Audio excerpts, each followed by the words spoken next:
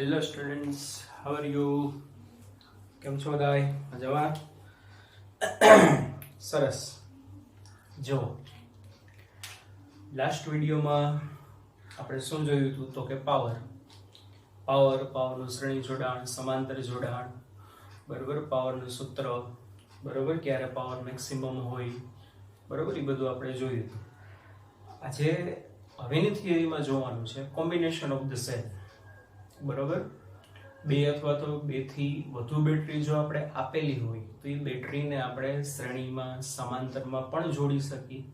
બે બેટરીનું શ્રેણી જોડાણ કરો, જેવી રીતે અવરોધોનું શ્રેણી સમાંતર આવે, કેપેસિટરનું શ્રેણી સમાંતર આવે, બરોબર.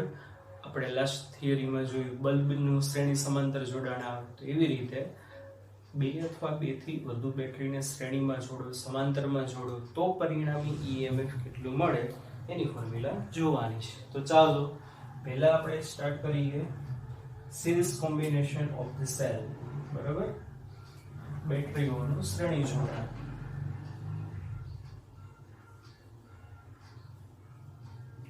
શ્રેણી જોડાણ. ચાલો, આપણા પાસે બે બેટરી છે, બરોબર. એક પાવર સપ્લાય છે, એનો ઈએમએફ E1 અને એનો આંતરિક અવરોધ R1 છે. આંતરિક અવરોધને આપણે બોક્સમાં દર્શાવી શકીએ. લાસ્ટ ટાઈમ તમને સમજાવ્યું હતું એક વખત થિયરીમાં. બીજો સેલ છે, એનું ઈએમએફ E2, બરોબર, અને એનો આંતરિક અવરોધ R2 છે, બરોબર. આ A ના C. તો આ બે સેલ જે છે, આ સેલનો પોઝિટિવ આ નેગેટિવ, આ પોઝિટિવ આ નેગેટિવ. ચાલો હવે જોવો શું થશે. બાજુમાં આ રીતે બે સેલ રાખો તો આ જે એનું કોમ્બિનેશન થશે, કેવું કોમ્બિનેશન થશે તો કે સિરીઝ કોમ્બિનેશન, બરોબર, શ્રેણી જોડાણ કહેવામાં આવે. હવે આપણે ખબર છે પોઝિટિવ માંથી કરંટ બહાર આવે અને પોઝિટિવ માંથી કરંટ બહાર આવશે, હા કે ના? હવે જો અત્યારે સરખું જો આ સેલમાં આ સેલનું પોઝિટિવ છે ને, આ સેલના નેગેટિવ બહાર છે, બરોબર. તો આ પ્રકારનું જે જોડાણ છે એને કહેવામાં આવે સહાયક જોડાણ. કેવું જોડાણ કહેવામાં આવશે? સહાયક જોડાણ. હેલ્પિંગ કન્ડિશન, બરોબર, અથવા તો હેલ્પિંગ કનેક્શન. એક સેલનો પોઝિટિવ બીજા સેલના નેગેટિવ સાથે જો જોડેલો હોય, બરોબર, તો એ જોડાણને કેવું કહેવાશે? Helping condition. હવે જોવો છે, હવે માની લો આ બે સેલ જે છે એનું પરિણામી કંઈક મળ્યું આપણને E. તો બે ની બદલે આપણે જે અવરોધમાં કરતા હતા આ એક જ સેલ, પરિણામી E છે, બરોબર. એટલે પરિણામી આંતરિક અવરોધ કેટલો છે તો કે એનો R છે. આ છેડો A, આ છેડો C. તો આપણે આ પરિણામી E ઇક્વલ અને R ઇક્વલ આપણે ગોતવું છે, કેટલું આવશે? હવે જો શું થશે, A અને C વચ્ચે કેવા છે બે છે. હવે માની લો હકીકત આંતરિક અવરોધ હોઈ ગયા, યાદ કરો, સપ્લાય ની અંદર હશે, આપણે ગયા અંદર હશે. દાખલા તરીકે આ અંદર હોવું છે, આ દાખલા તરીકે B પોઈન્ટ. તો પહેલો સેલ A અને B ની વચ્ચે કહેવાય, બીજો ક્યાં કહેવાય? B અને C ની વચ્ચે. તો પ્રથમ સેલ માટે ચાલો શું થશે? VAB એટલે VA minus VB is equal to, ચાલો કેટલો પ્રવાહ પસાર થાય છે તો કે I. બે બાજુમાં છે, બરોબર, પ્રવાહ સરખો હશે એટલે અહીંયા શું આવશે? V is equal to E minus I. યાદ છે ને સેલ માટે?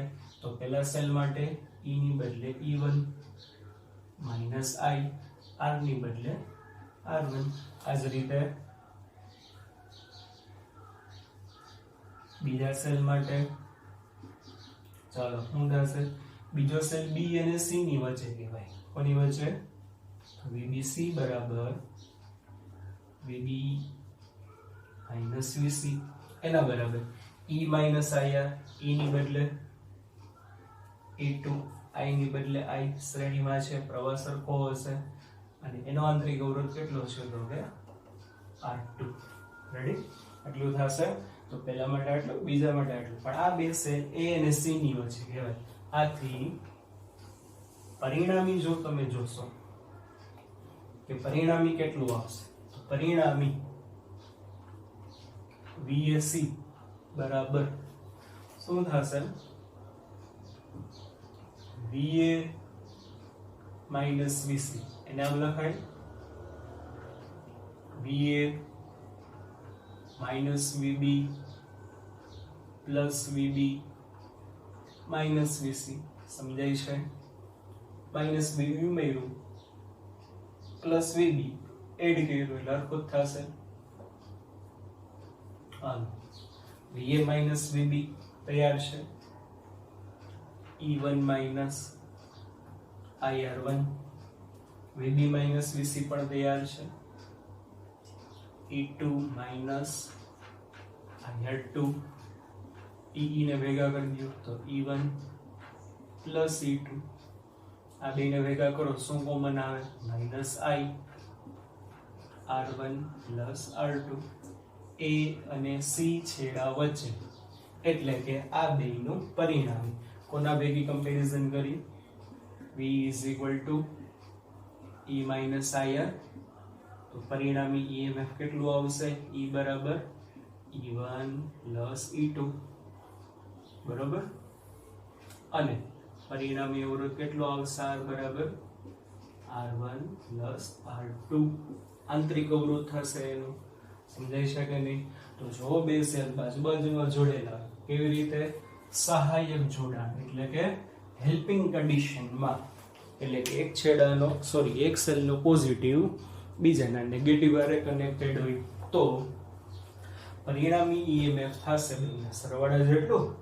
અને આ નો પરિણામી આંતરિક અવરોધ કેટલો થશે? તો કે R1 પ્લસ R2. જો વિરોધક જોડાણ હોય, કેવું જોડાણ હોય? વિરોધક.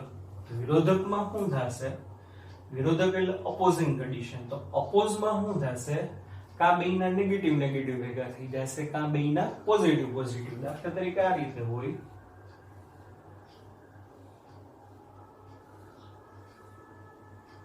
I1 I2 આંતરિક અવરોધ આનો R1 આનો R2. તો જો આમાં શું છે? વિરોધકમાં બે નેગેટિવ નેગેટિવ ભેગા થઈ ગયા એટલે વિરોધક જોડાણ કહેવાશે. સમજાય છે કે નહીં? તો શું થશે? આના પ્લસ માંથી પ્રવાહ બહાર આવ્યો, આના માઇનસ માંથી પ્રવાહ બહાર આવશે. સમજાય છે કે નહીં? તો બીજા સેલ માટે તમે આ પદ જોશો ને, આવડું આ પદ અહીંયા આગળ માઇનસ આવે. બરોબર? અહીંયા આગળ જો માઇનસ આવશે તો એ વસ્તુ અહીંયા આગળ માઇનસ આવે, અને અહીંયા આગળ માઇનસ આવશે તો અહીંયા પણ માઇનસ આવશે. મતલબ વિરોધક જોડાણ માટે પરિણામી EMF થશે E1 માઇનસ E2.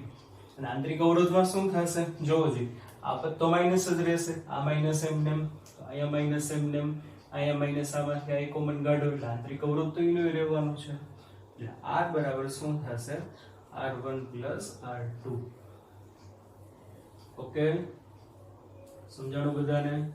આનો મતલબ એમ કે જો બે સેલ વિરોધક સ્થિતિમાં જોડેલા હોય તો એનું પરિણામી EMF શું થાય? તો કે બાદ થાય. વિરોધક એટલે હજી કહી દઉં, કા પ્લસ પ્લસ પ્લસ બાજુમાં આવે, કા માઇનસ માઇનસ બાજુમાં આવે તો કેવું કહેવાય? એનું વિરોધક જોડાણ. Plus minus plus minus plus minus plus minus તો કેવું કહેવાય? સહાયક. સહાયકનો સરવાળો થાય કોનો? EMF નો. વિરોધકમાં EMF ની શું થાય? બાદબાકી. સહાયક જોડાણ હોય કે વિરોધક જોડાણ હોય શ્રેણીમાં હંમેશા આંતરિક અવરોધનો તો શું થશે? સરવાળો જ. ચાલો આટલું લખી લો ફટાફટ, વિડિયો પોઝ કરીને સ્ક્રીનશોટ પાડી લ્યો અથવા તો ચાલો લખાઈ ગયો. 1 2 3 જવા દો. સમાંતર જોડાણ જોવાનું છે. એ જોડાણ જોવાનું છે સમાંતર. જો બે સેલનું સમાંતર જોડાણ કેવી રીતે થશે? જો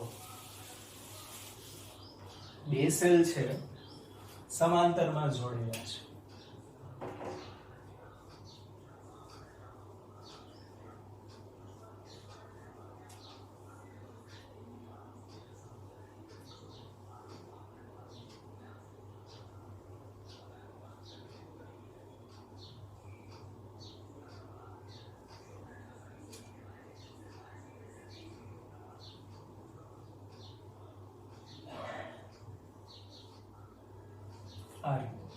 I1 I2 આનો આંતરિક અવરોધ R1 આનો આંતરિક અવરોધ R2. ચાલો આ જે આ બે સેલનું કનેક્શન થશે એ સમાંતર જોડાણ હોય. કેવું કહેવાય? સમાંતર. આમાંથી કેટલો પ્રવાહ હશે? I1. આમાંથી કેટલો પ્રવાહ હશે? I2. એ બે ભેગો થાય ના કેટલો બની જશે? I. હકીકત અહીંયા બાર એક મેઇન સપ્લાય હશે. I જેટલો પ્રવાહ પાછો અહીંથી એન્ટર થાય, ઉપર જાય I1, નીચે જાય કેટલો? I2. એટલે સમાંતર જોડાણમાં પ્રવાહ જો બેનો અલગ અલગ હશે. દાખલા તરીકે આ છેડો A, છેડો B, તો શું થશે? હાલો પ્રથમ સેલ માટે શું લખાશે? જોજી VAB બરાબર E માઇનસ I. E ની બદલે E1, I ની બદલે આમાં I1 આવશે, ઓમાં ના આવતું કારણ કે આ સમાંતર છે. બેનો પ્રવાહ અલગ અલગ હોય. R1 આ પદના બાજુ લ્યો, આ પદના બાજુ લ્યો. હવે આના બે છેડા વચ્ચે VAB, આના બે છેડા વચ્ચે પણ કેટલું હશે? VAB. દાખલા તરીકે VAB એના બરાબર B છે. સમજાય છે? એટલે આમ આમ એટલે I1 R1 બરાબર E1 minus V. Therefore I1 બરાબર E1 minus V ના છેદમાં R1. સમજાણું? પહેલા સેલમાંથી આટલો પ્રવાહ પસાર થશે. ચાલો બીજા સેલ માટે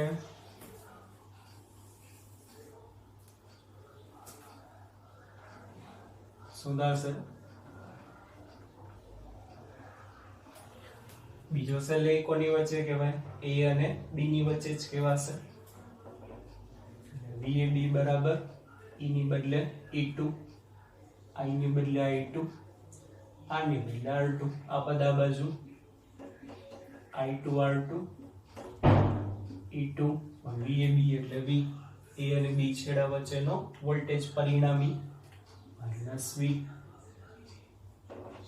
ચાલો I2 બરાબર શું થશે? E2 minus V ના છેદમાં R2. બંને સેલમાંથી પસાર થતો પ્રવાહ મળી ગયો.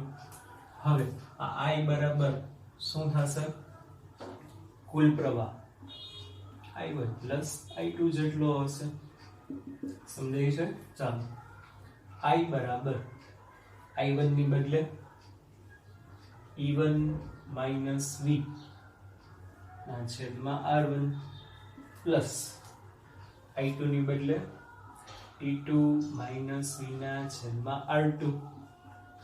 આ બેને સ્વતંત્ર છેદ આપી શકો કે નહીં? જો E1 ના છેદમાં R1 માઇનસ V ના છેદમાં R1 પ્લસ E2 ના છેદમાં R2 માઇનસ V ના છેદમાં R2. Therefore I બરાબર E વાળા પદ ભેગા કરી લ્યો, E1 by R1 plus E2 by R2. બે V વાળા પદ ભેગા કરો, બે આગળ માઇનસ છે એટલે માઇનસ આપણે કોમન કાઢી. બરોબર? માઇનસ V એક રીતે કોમન કાઢી લઈએ. માઇનસ V કોમન, કૌંસમાં શું વધે? 1/R1 plus 1/R2. આ કે ના? સમજાય છે કે નહીં? આ પદ આમ લઈ લો ને આ પદ તમે આમ લઈ લો એટલે હું થશે આ પદ આમ આવે એટલે પ્લસ બને. V into bracket 1/R1 plus 1/R2 એના બરાબર E1 ના છેદમાં R1 પ્લસ E2 ના છેદમાં R2. આ પદ આ બાજુ આવશે એટલે માઈનસ થશે, માઈનસ I. આખું પદ તમે નીચે જવા દો. જો આ ટપશે નહીં આમ, કારણ કે ગુણાકાર છે એટલે નીચે જશે. હવે જો આ પદ નીચે જશે એટલે શું થશે? વચ્ચે બાદબાકી નિશાની છે, આના છેદમાં અહીં આવે અને અહીંના છેદમાં અહીં આવે એટલે શું બનશે? બોલો જોઈ. V બરાબર E1 by R1 plus E2 by R2 એના છેદમાં આ આખું પદ આવશે 1/R1 પ્લસ 1/R2 માઇનસ આ પદ આપણે એની નીચે હોવી જશે માઇનસ I ના છેદમાં શું આવશે? I ના છેદમાં 1/R1 પ્લસ 1/R2. આ પદને કેવી રીતે લખાય? 1/R1 plus 1/R2. જોવો જી, હકીકતે અહીંયા હું ખાલી સાદુરૂપ આપું. R2 અહીંયા, R1 અહીંયા, એટલે છેદમાં આવે R1 પ્લસ R2, નીચે બેનો ગુણાકાર, છેદનો છેદ ક્યાં જાય? અંશમાં. એટલે V બરાબર આ પદને લખતો નથી, હાલો લખી નાખી. E1 by R1 plus E2 by R2 ના છેદમાં 1/R1 plus 1/R2 minus I. અહીંયા હું દાસ હમણાં કીધું એમ R1 R2 ગુણાકાર ઉપર જશે છેદમાં R1 પ્લસ R2. હવે તમે આની કમ્પેરિઝન કરો V બરાબર E માઇનસ IR સાથે. તો ચાલો પરિણામી કેટલું બનશે? પરિણામી E ઇક્વલ બરાબર શું થાય? E1 by R1 plus E2 by R2 ના છેદમાં 1/R1 પ્લસ 1/R2. સમજાય છે કે નહીં? જો કે પરિણામી EMF આવું આવ્યું સમાંતરમાં. શ્રેણીમાં તો સાવ સહેલું હતું, જસ્ટ શું હતું? સરવાળો હતો. E1 plus E2 plus E3 dot dot dot dot dot EN. જો કેટલા સેલ હોય? n સેલ હોય તો. સમજાય છે કે નહીં? આમાં થોડું વિચિત્ર આવ્યું એટલે યાદ રાખવું પડશે MCQ માટે. થિયરીમાં તો આખું યાદ જ રાખવું પડે, પણ MCQ માં ખૂબ જ કામમાં આવે. સમાંતર જોડાણમાં પરિણામી EMF કેટલો મળશે? E1 by R1 plus E2 by R2 ના છેદમાં 1/R1 plus 1/R2. Okay, ready? સમજાણું? 3 સેલ હોય તો E1 by R1 વત્તા E2 by R2 વત્તા E3 by R3 ના છેદમાં 1/R1 plus 1/R2 plus 1/R3. સમજાય છે? અત્યારે આ બે સેલ માટે છે તો આનું તમે જો સાદુરૂપ આપો, બે સેલ માટે છે તો શું થશે? આ R2 અહીંયા આવે એટલે E1 R2, R1 અહીંયા જાય E2 R1, છેદમાં બેનો ગુણાકાર થાય, ઉડી જશે. જોજો R2 અહીંયા, R1 અહીંયા, છેદમાં R1 પ્લસ R2. આના છેદમાં બેનો ગુણાકાર, આના છેદમાં બેનો ગુણાકાર, બેના છેદ છેદ કેન્સલ.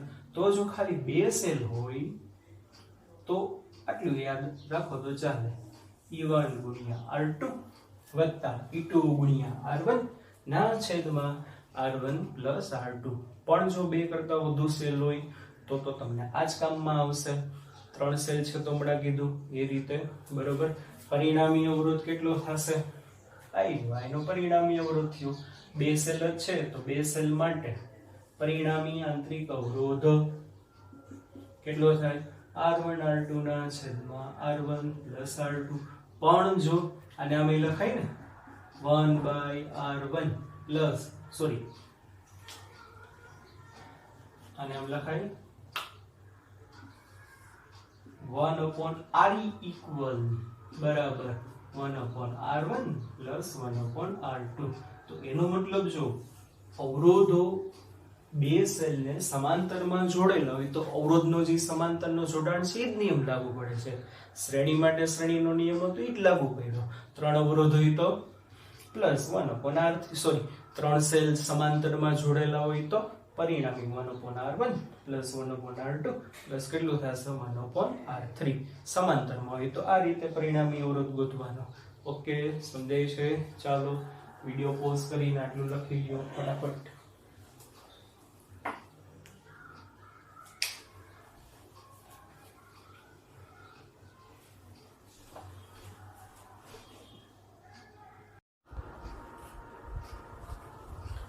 ચાલો આગળ આટલું ટેક્સ્ટમાં આપેલું છે. ટેક્સ્ટ સિવાયનું થોડુંક વધારાનું જોઈએ આપણે. જે જીનેટ બિસ્કિટમાં ખૂબ જ અગત્યનું છે. જુઓ, આપણા પાસે n સેલ છે. સમજો, આ n સેલને આપણે શ્રેણીમાં જોડેલા છે. અને કેવી રીતે? 1 by 1. 1 by 1 મતલબ plus minus plus minus plus minus plus minus plus minus. તો જુઓ,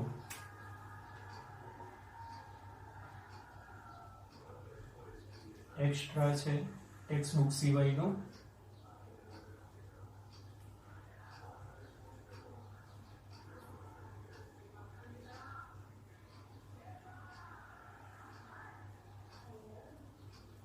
આનો EMF E1, આનો E2, આનો E3, આનો EN.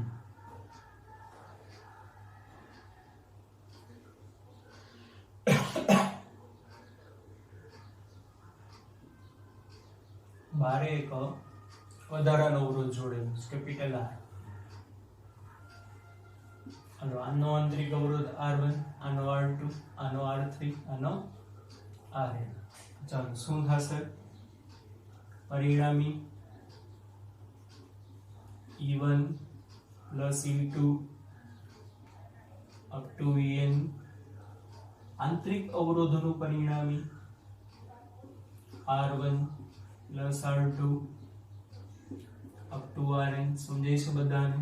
હવે સમજો, પરિપથનો પરિણામી અવરોધ કેટલો થાય? બોલો. પરિપથનો પરિણામી અવરોધ. તો પરિપથનો પરિણામી અવરોધ એટલે આંતરિક અવરોધ અને બાહ્ય અવરોધ બે ધ્યાનમાં લેવા પડે.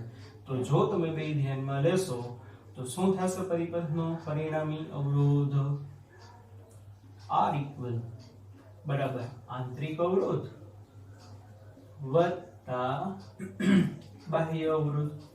અને આ કેસમાં જો તમને પરિપથમાંથી પસાર થતો પ્રવાહ ગોતવાનું કે તો ચાલો, શું થશે? E ઇક્વલ બરાબર I RE ઇક્વલ. સમજાય છે? therefore I બરાબર E ઇક્વલ ના છેદમાં R RE ઇક્વલ. આમાં કિંમત મૂકી દેવાની. જો 3 સેલ આપેલા હોય તો E ઇક્વલ કેટલો થાય? E1 plus E2 plus E3. પરિણામી અવરોધ કેટલો થશે? આંતરિક વત્તા બાહ્ય અવરોધ સ્મોલ r1 વત્તા સ્મોલ r2 વત્તા સ્મોલ r3 વત્તા કેપિટલ R. કોકેસર બાહ્ય અવરોધ ન આપેલો હોય તો એને કાઉન્ટ કરવાનો નથી થતો. ઓકે, ચાલો આગળ. જો બધાની વેલ્યુ સમાન હોય, બધા સેલના EMF અને સ્મોલ r એટલે કે આંતરિક અવરોધ સમાન છે. હવે જો આ અગત્યનું છે તો પરિણામી EMF, ચાલો બધા સેલના EMF સરખા છે. કેટલું થાય? E plus કેટલી વખત? n વખત. તો પરિણામી EMF કેટલું થશે? n into E. ઓકે, ચાલો. પરિણામી આંતરિક અવરોધ R plus R કેટલી વખત? n વખત. એટલે આ શું થશે? NR. રેડી? ચાલો, તો પ્રવાહ કેટલો હશે? I બરાબર કુલ પ્રવાહ ના છેદમાં કુલ અવરોધ. તો ચાલો, કુલ પ્રવાહ બોલો કેટલો થશે? કુલ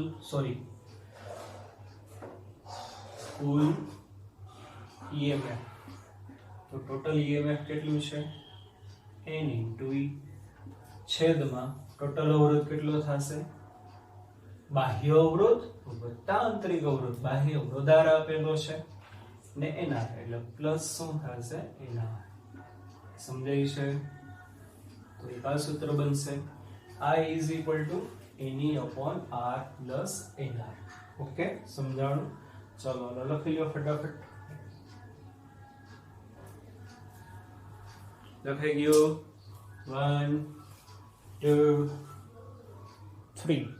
જવા દઉં છું. જુઓ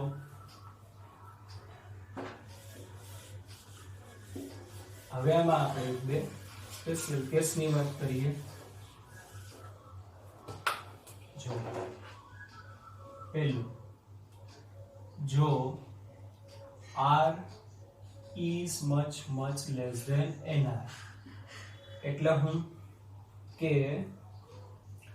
પરિપથમાં જોડેલો બાહ્ય અવરોધ, શું પરિપથમાં જોડેલો બાહ્ય અવરોધ બધા બેટરીના કુલ આંતરિક અવરોધ કરતા એકદમ નાનો છે. તો સૂત્રમાં આને તમે અવગણી શકો, તેને અવગણી શકો તો શું થશે બોલો? તો I બરાબર આ સૂત્ર ઉપરથી શું બને? n e ના છેદમાં આને તો અવગણી શકે એટલે શું આવે? nr. n કેન્સલ એટલે કેટલું આવશે? e by r. આનો મતલબ શું? જો પરિપથમાં જોડેલો બાહ્ય અવરોધ કેવો હશે? અવગણ્ય હોય તો પરિપથમાંથી પસાર થતો પ્રવાહ કોઈ એક સેલમાંથી પસાર થતા પ્રવાહ જેટલો જોઈએ, કારણ કે એક સેલનો પ્રવાહ કેટલો આવે? E by r. સમજાય છે કે નહીં? ચાલો બીજો કેસ. જો r is much greater than nr, એટલે શું કે પરિપથમાં જોડેલો બાહ્ય અવરોધ જે છે બધી બેટરીના કુલ આંતરિક અવરોધ કરતા ઘણો બધો મોટો છે. તો જો ઘણો બધો મોટો હશે, r is much greater than nr, તો શું થશે? આપણી આ જે ફોર્મ્યુલા છે એ ફોર્મ્યુલામાં આપણે શું કરી શકીએ? બોલો જોઈ. આપણે આને r છે r બરોબર, એની કમ્પેરમાં nr ને આપણે અવગણી શકીએ. તો I is equal to શું થશે? n e ના છેદમાં r. ઓકે, ચાલો લખી લો ફટાફટ આટલું.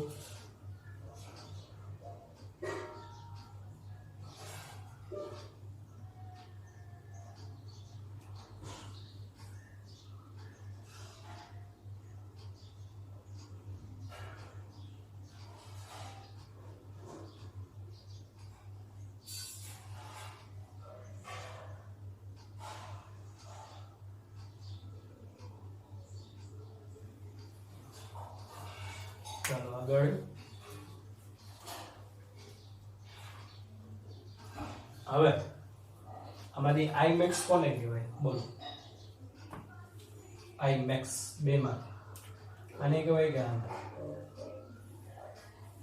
આમાં છે I બરાબર E બાય r, આમાં છે I બરાબર n e upon r. તો એનો મતલબ શું થશે? જો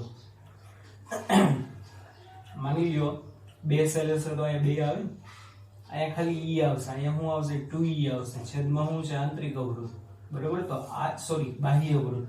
તો આ વસ્તુ જે છે એનું સૂત્ર કહેવાય I max નું. એનું સૂત્ર કહેવાય છે I max નું. એનો મતલબ એમ કે જ્યારે સિરીઝ કનેક્શનમાં બાહ્ય અવરોધ જે છે, કયો અવરોધ છે? તો કે બાહ્ય અવરોધની વેલ્યુ ખૂબ જ મોટી હોય બરોબર, તો ત્યારે તમને મળતો પ્રવાહ જે છે કેવો કહેવાશે? મેક્સિમમ. ચાલો લખી લો, વિડિયો પોઝ કરી ફટાફટ.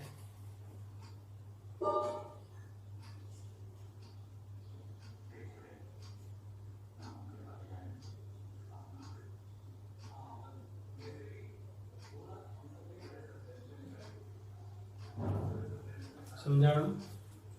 પછી દરેક સેલમાંથી પસાર થતો પ્રવાહ કેટલો હશે? આટલો જ હશે. આ કેસને ભૂલી જાવ તો I બરાબર n e upon r plus nr. તો બીજું, દરેક સેલના ટર્મિનલ વોલ્ટેજ કેટલો હશે? Terminal voltage. ચાલો શું થશે? V ડેશ બરાબર V બાય n. કેમ V ડેશ બરાબર V બાય n? યાદ કરો શ્રેણીમાં આનો EMF E1 છે, આનો ટર્મિનલ વોલ્ટેજ કેટલો હશે? V1. આનો કેટલો હશે V2, આનો કેટલો હશે V3, આનો કેટલો હશે Vn. બરોબર. તો ટર્મિનલ વોલ્ટેજ પહેલા સેલનો કેટલો થશે V1 બરાબર V/n. જેટલા સેલ બધાનો સરખો થશે. કેમ બધાનો સરખો થશે? કારણ કે અત્યારે આપણે એવું ધારેલું છે. કેવું ધારેલું છે? એવું કે બધાનું EMF સરખું છે, બધાનો આંતરિક અવરોધ સરખો છે, એટલા માટે. તો ખાસ લખી લેજો દરેક સેલનો ટર્મિનલ વોલ્ટેજ. ચાલો પછી બાહ્ય અવરોધ ના બે છેડા વચ્ચે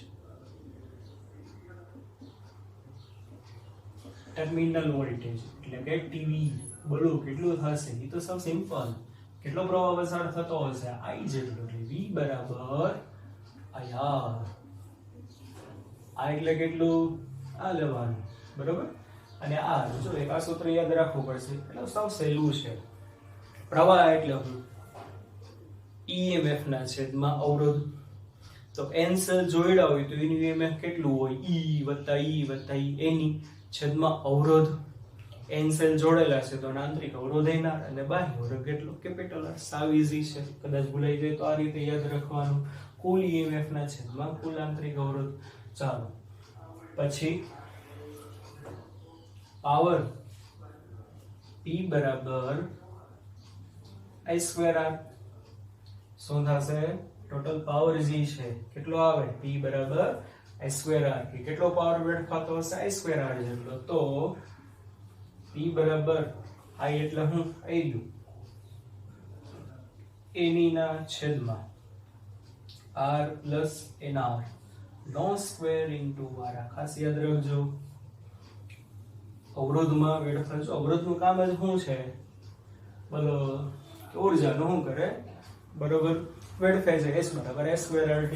તો અવરોધમાં કેટલો પાવર વેડફાશે? P બરાબર I²R. I ની વેલ્યુ આ મૂકી દેવાની. પછી આપણે પાવરની થિયરીમાં એક સૂત્ર જોયું યાદ કરો. P max ક્યારે મળે? યાદ છે? તો P max ક્યારે મળે? કે બાહ્ય અવરોધ અને આંતરિક અવરોધ બે સરખા હોય. તો અત્યારે આ કનેક્શન માટે ચાલો શું થશે? બાહ્ય અવરોધ કેટલો છે? R. આંતરિક અવરોધ કેટલો છે? સ્મોલ r છે કે સ્મોલ nr છે? બધાનો ભેગો કરો. તો બધાનો ભેગો કરો એટલે કેટલો થશે? nr. તો મહત્તમ પાવર અવરોધમાં ક્યારે મળશે? કેપિટલ R બરાબર સ્મોલ nr. સમજાઈ શકે નહીં? હાલો વેલ્યુ જો આમાં મૂકો જોઈએ તો P max બરાબર એની એમ છેદમાં R ની બદલે nr. nr વત્તા nr. સમજાય છે? એટલે 2nr આખાનો સ્ક્વેર ઇન્ટુ કેપિટલ R એટલે nr. હાલો એક n કેન્સલ થઈ ગયો એટલે વધશે શું? E² ના છેદમાં 2/4 R² n ઇન્ટુ R. એક R કેન્સલ. તો શું થશે? n into E²/4R. જો આપણે પાવરમાં સૂત્ર જોયું હતું P max ની ફોર્મ્યુલા શું હતી? યાદ કરો. E²/4R. યાદ આવ્યું? શું હતી? E²/4R. અહીંયા શું આવ્યું? n into E²/4R. ટોટલ કેટલા સેલ છે? n સેલ છે. સમજાણું કે નહીં? ચાલો આ સૂત્ર ખૂબ જ અગત્યના છે. ફટાફટ લખી લ્યો જલ્દી. વિડિયો પોઝ કરો, સ્ક્રીનશોટ પાડો.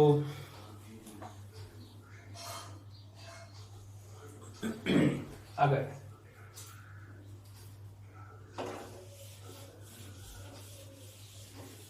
જો આ બધા સેલ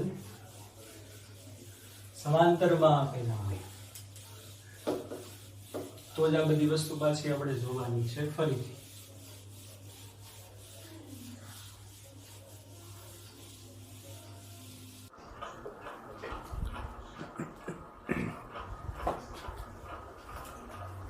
આગળ જોવાનું છે આપણે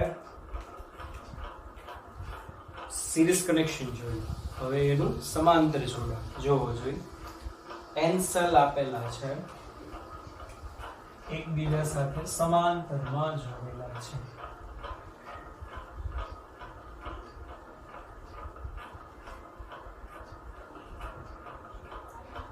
પહેલો, બીજો, આ એનનો, બરોબર. આનું EMF E1, આનું E2, આનું EN. પણ માની લો બધાને EMF સરખા છે, E અને E. આનો આંતરિક અવરોધ R, આનો પણ R અને આનો પણ R. પહેલો સેલ, બીજો સેલ અને એનનો સેલ, બરોબર. બારે પરિપથમાં એક બાહ્ય અવરોધ કેપિટલ R જોડેલો છે. ચાલો હવે આપણે સેલનું સમાંતર જોડાણ માં સૂત્ર જોયું હતું. હમણાં શું હતું સૂત્ર? બોલો. પરિણામી EMF is equal to E1 by R1 plus E2 by R2 up to EN by RN ના છેદમાં 1 upon R1 plus 1 upon R2 up to 1 upon RN. Okay. હવે અત્યારે આપણે આગળ બધા સેલ એવા છે, બધાનો E સરખો છે, બધાનો R સરખો છે. તો ચાલો પરિણામી શું થશે? E by R કેટલી વખત? n વખત ના છેદમાં 1 by R કેટલી વખત? કે n વખત. તો શું થશે? બોલો જોઈએ પરિણામી E is equal to n વખત, કેટલી વખત? હવે n વખત E by R છેદમાં n વખત 1 by R. બેના છેદ કેન્સલ, n કેન્સલ, એટલે E ઇક્વલ શું આવે? E. ખૂબ જ અગત્યનું પરિણામ છે, ખૂબ જ અગત્યનું. જોજો શું કહે છે? EMF વાળા n સેલને સમાંતરમાં જોડવામાં આવે તો પરિણામી કેટલું હશે? કોઈ એક સેલના EMF જેટલું જોઈએ. જો આ n સેલને શ્રેણીમાં જોડ્યા હોત તો પરિણામી EMF કેટલું મળત? E વત્તા E વત્તા E n વખત, એટલે NE મળત. પણ સમાંતરમાં NE મળવાને બદલે કેટલું મળ્યું? કોઈ એક સેલના EMF જેટલું. ખાસ ધ્યાન રાખજો. પરિણામી આંતરિક અવરોધ 1 upon R equal બરાબર શું સૂત્ર હતું? 1 upon R1 plus 1 upon R2 plus 1 upon R3 up to 1 upon Rn. પણ આપણે તો બધાની વેલ્યુ સરખી છે, n વખત. સમજાય છે? n વખત 1 by R. બે બાજુ વ્યસ્ત કરો. પરિણામી આંતરિક અવરોધ કેટલો થશે? R by n. તો પરિણામી નવી સર્કિટ કેવી બનશે? બધા સેલ કાઢી નાખો, એની બદલે એક જ સેલ E ઇક્વલ બરાબર E વાળો. એનો આંતરિક અવરોધ કેટલો આવ્યો? R ઇક્વલ બારેથી અવરોધ કેટલો જોડેલો છે? Capital R. બાહ્ય અવરોધ કેટલો પ્રવાહ પસાર થાય છે? કે I. ચાલો તો પરિપથનો પરિણામી અવરોધ કેટલો થશે? બાહ્ય અવરોધ વત્તા આંતરિક અવરોધ કેટલું થશે? R ડેશ બરાબર બાહ્ય અવરોધ R, આંતરિક અવરોધ આવ્યો R by n. આ કુલ અવરોધ થશે. જો બાહ્ય અવરોધ ન આપ્યો હોય તો ખાલી પરિણામી અવરોધ R by n. સમજાણું? ચાલો આગળ. કુલ પ્રવાહ બોલો I બરાબર કુલ EMF ના છેદમાં કુલ અવરોધ. ચાલો કુલ EMF કેટલું આવ્યું છે E ના છેદમાં કુલ અવરોધ R plus R by N. પરિણામી પ્રવાહનું સૂત્ર. આટલો પરિપથમાંથી પ્રવાહ પસાર થશે. સમજાણું? ચાલો વિડિયો પોઝ કરી સ્ક્રીનશોટ પાડો અથવા તો લખી લ્યો ફટાફટ. ચાલો લખી દો 1 2 3 જવા દઉં છું. જો I આટલો આવ્યો. હવે આગળ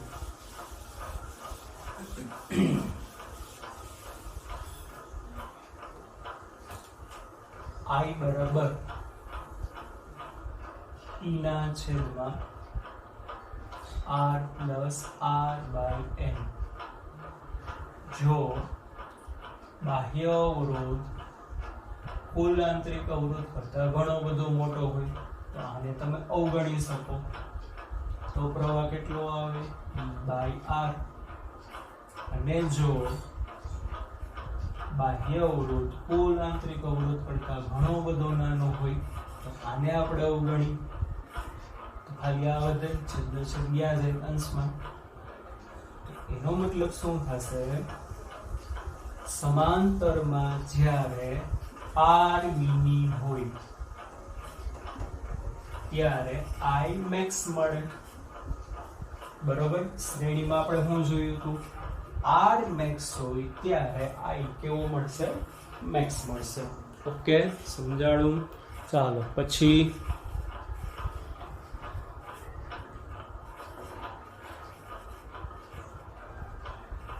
દરેક સેલનો PD કેટલો થશે? V. કેમ V? કારણ કે બધા સમાંતરમાં છે. દરેક સેલમાંથી પસાર થતો પ્રવાહ I ડેશ બરાબર I બાય N. કુલ પ્રવાહ જે હશે એનો n મો ભાગ. શું કામ ને? કારણ કે બધા સમાંતરમાં છે. અને કુલ પ્રવાહ માની લો 10 સેલ છે અને પ્રવાહ 10 એમ્પિયર છે તો પહેલા સેલમાં 1 એમ્પિયર, બીજામાં 1 એમ્પિયર. બરોબર? સમજાય છે? પ્રવાહનું વિભાજન થશે. આમાં શું થતું હતું? બધાનો PD અલગ અલગ હતો કારણ કે શ્રેણી હતું. આમાં સમાંતર છે એટલે PD સરખો અને કરંટ કેવો આવશે? અલગ અલગ. પછી બાહ્ય પરિપથના ટર્મિનલ વોલ્ટેજમાં શું થશે? ચાલો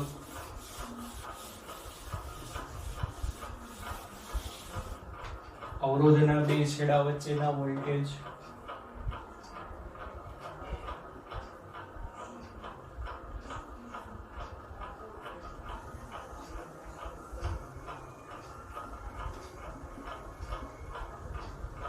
કેટલો થશે? V બરાબર આયા. અહીં વેલ્યુ મૂકી દેવાની. E ના છેદમાં R plus R by N into R. સમજાણું? MCQ માં ખૂબ જ બધા સૂત્ર કામમાં આવશે. બાહ્ય અવરોધમાં મળતો પાવર P બરાબર I સ્ક્વેર R. માટે P બરાબર I ની કિંમત આ છે E ના છેદમાં R plus R by N આનો સ્ક્વેર ઇન્ટુ R. ઓકે, પછી P max માટે શું હોવું જોઈએ? બોલો. મહત્તમ પાવર ક્યારે મળે? જ્યારે બાહ્ય અવરોધ અને આંતરિક અવરોધ સરખા હોય. પણ અત્યારે સમાંતર જોડાણમાં આંતરિક અવરોધ કેટલો છે? R by N. સમજાય છે કે નહીં? ચાલો આ કિંમત અહીંયા મૂકો તો P max મળે.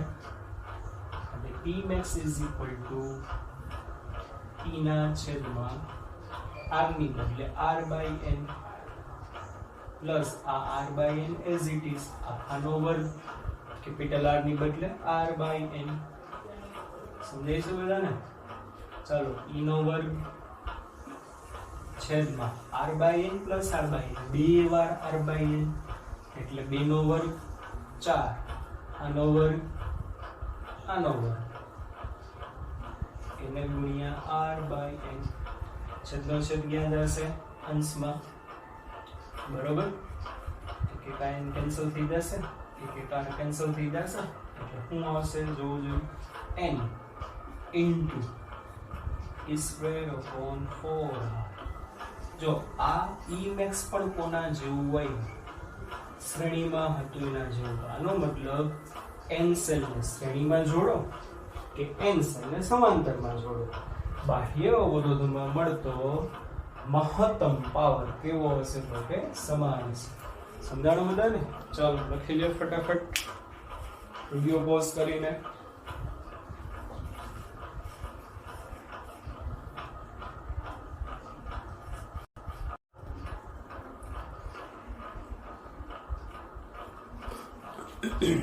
હવે જો મિક્સ કનેક્શન કેવું? તો કે મિક્સ સરખું જોજો, ખૂબ જ અગત્યનું છે. શ્રેણી સમાંતર બે ભેગા જો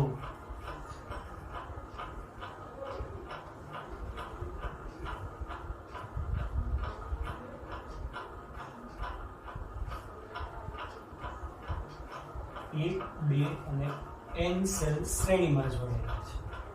બરોબર? આમાં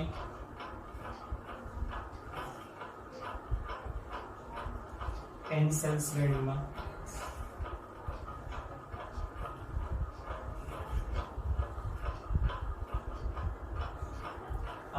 n સેલ શ્રેણીમાં. હવે આ બધાનું પાછું આપણે સમાંતર કરીએ. શું કરવામાં આવે? સમાંતર. પહેલી હાર, બીજી હાર ના માની લો m મી હાર, એટલે ટોટલ હાર કેટલી? 1 2 3. બરોબર? કેટલી હાર છે? 1 2 3 4 5 6 7 8 9 m. અને એક હારની અંદર n જેટલા સેલ છે. કેટલા સેલ છે? n. અને બારેથી બાહ્ય અવરોધ,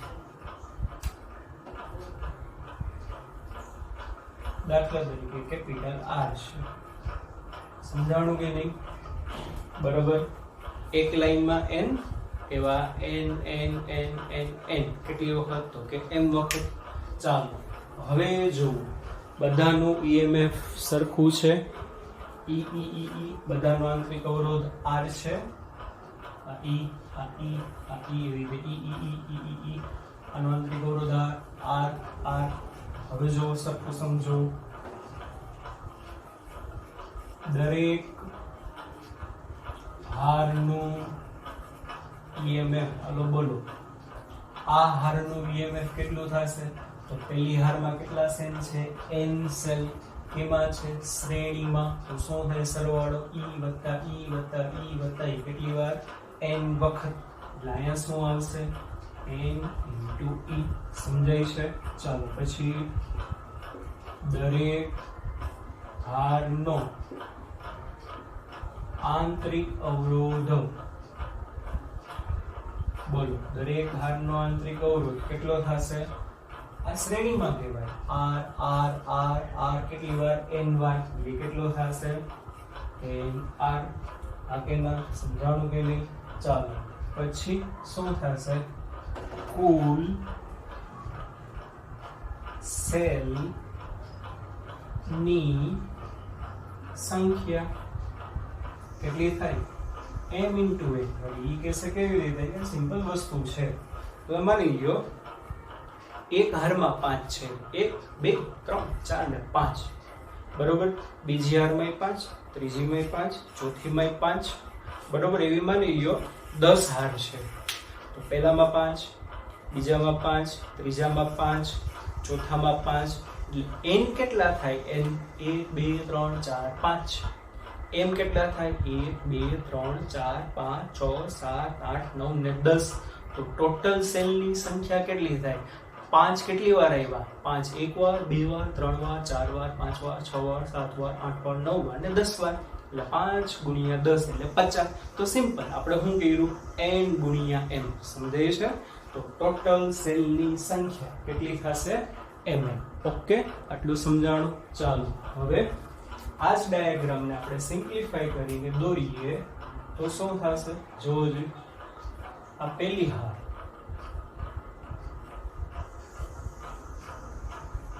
બીજી હાર, આ એમની હાર, બારેથી બાહ્ય અવરોધ કેટલો છે? Capital R. હવે જુઓ, શું જુઓ? આ આપણે અહીં જોઈતું દરેક હારનો અવરોધ કેટલો છે? અવરોધ ને EMF.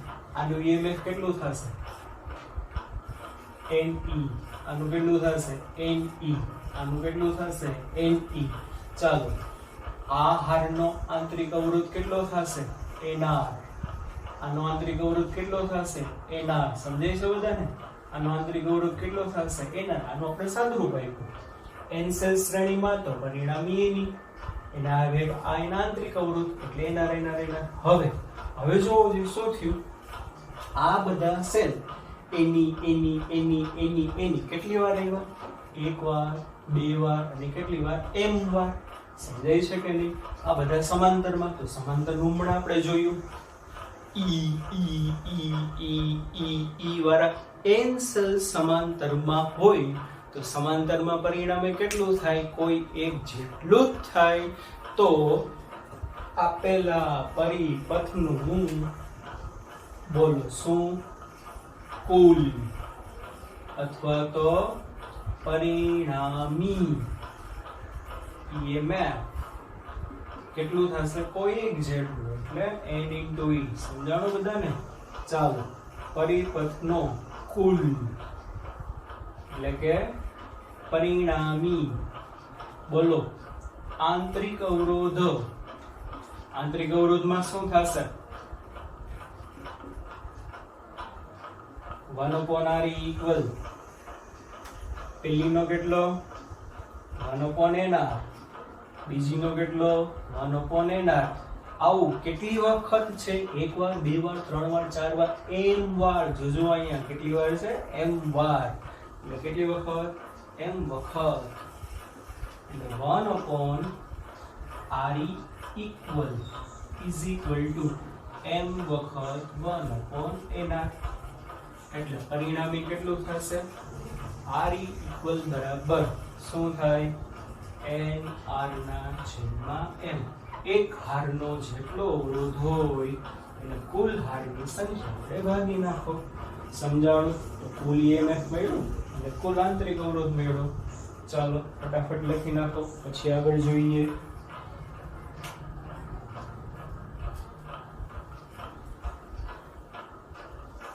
હાલો જોવો જોઈ. લખાઈ ગયું? 1 2 3. જવા દઉં છું. સમજાણું આ બધું? હવે જુઓ, કુલ EMF મળ્યું, કુલ આંતરિક અવરોધ મળ્યો.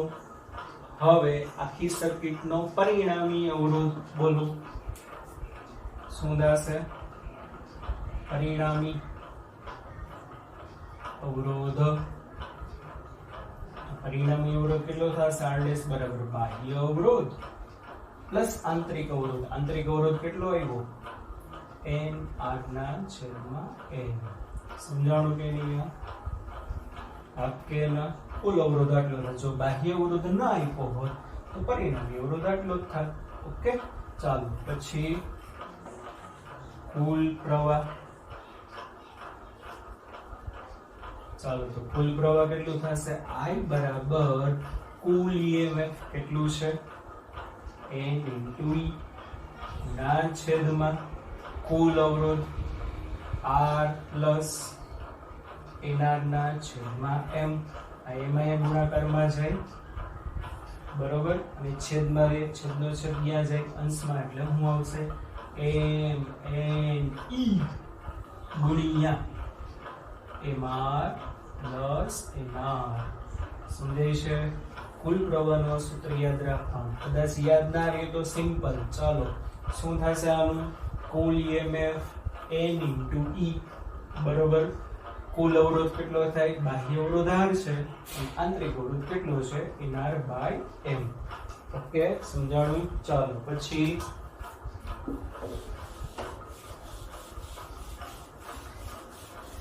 એક બીજી વસ્તુ, જ્યારે P max હોય ત્યારે I પણ max હોય. શું હશે ત્યારે? I પણ max હોય. P max હોય ને ત્યારે I પણ max થશે. અને આવું ક્યારે થાય કે બાહ્ય અવરોધ કોના જેટલો થાય?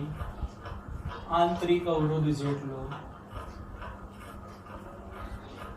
તો ચાલો શું થશે? બાહ્ય અવરોધ કેટલો છે? R. આંતરિક અવરોધ કેટલો આવ્યો? NR ના છેદમાં M. આ કે ના? સમજાય છે કે નહીં? તો I max બોલો કેટલો થશે? I max મહત્તમ પ્રવાહમાં કેટલો મળી શકે? નોર્મલ પ્રવાહ આટલો હશે. જો મહત્તમ પ્રવાહ જતો હોય ને તો બાહ્ય અવરોધ અને આંતરિક અવરોધ જેટલો હોવો જોઈએ. તો અહીંયા R ની બદલે હું મૂકી દો NR by M. એટલે શું આવે? NE ના છેદમાં NR by M પ્લસ શું થશે? NR by M 2 વાર છેદનો છેદાંશમાં એટલે NE ના છેદમાં 2NR. એક N કેન્સલ એટલે કેટલું આવશે? ME by 2R. આ મેક્સિમમ કરંટ મળ્યો.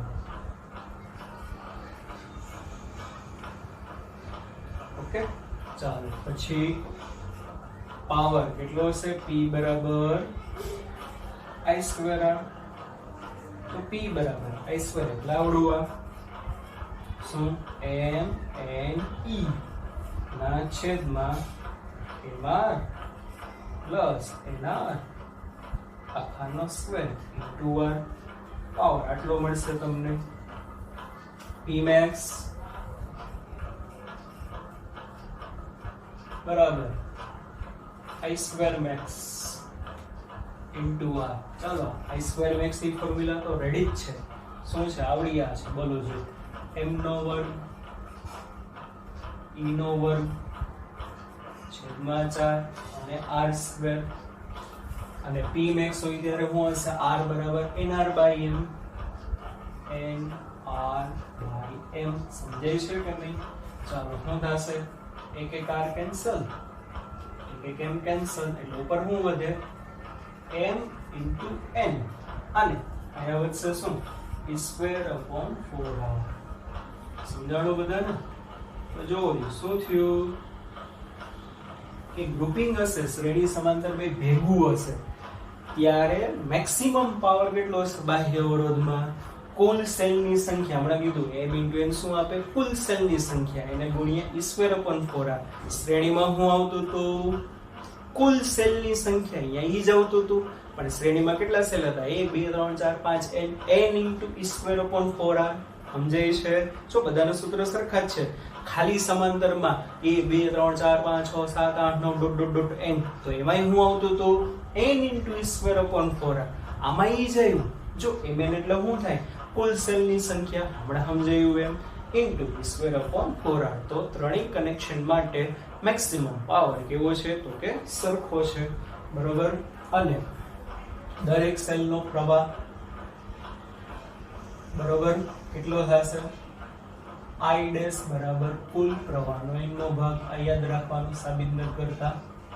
દરેક સેલનો વોલ્ટેજ V ડેશ બરાબર V by N. આ જે ટર્મિનલ વોલ્ટેજ મળ્યો હોય R નો, એને ભાગમાં શું કરી નાખવાનું? N કરી નાખવાનું. ઓકે છોકરાઓ, સમજાણું? જોજો, ખૂબ જ અગત્યની વસ્તુ છે. બરોબર, 2 વખત 3 વખત ઘરે ભણજો, રિવિઝન કરજો ખાસ. બરોબર, ટેક્સ્ટ બુક સિવાયનું જે વધારાનું છે એને રિલેટેડ MCQ પૂછાય જ છે, એટલા માટે 1 વાર 2 વાર ને 3 વાર તમે ભણજો, પણ યાદ રહેવું જોઈએ. ઓકે બાળકો, સમજાણું બધાને? આશા રાખું બધાને મજા આવી હશે. બરોબર, કંઈ પણ ભૂલ ચૂકો હોય બરોબર એમાં ભણવામાં તો વોટ્સઅપ કરો 9924217122. પ્લીઝ પ્લીઝ પ્લીઝ સબસ્ક્રાઈબ કરો અને લાઈક કરો. Thank you very much. Good night. Bye bye. Take care.